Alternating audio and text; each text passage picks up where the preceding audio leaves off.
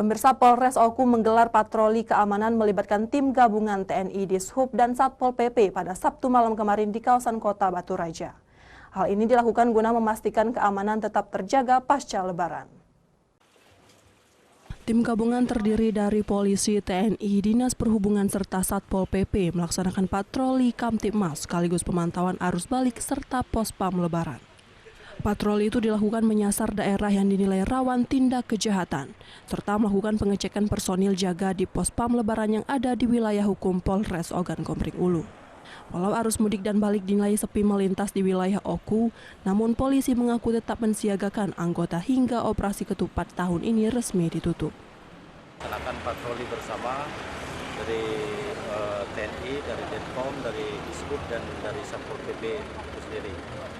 Untuk kegiatan kita malam hari ini, untuk pemantauan arus balik bagi para pemudik kemarin, terus untuk menjaga keamanan dan ketertiban masyarakat di Kabupaten Oku. Polres Ogan Komering Ulu mencatat angka kriminalitas tetap terjaga hingga usai Lebaran. Sementara angka kecelakaan arus mudik tercatat hanya 1 kasus, untuk kemacetan terbilang nihil hingga arus balik. Dari Ogan Komering Ulu, Widori Agustino, iNews melaporkan.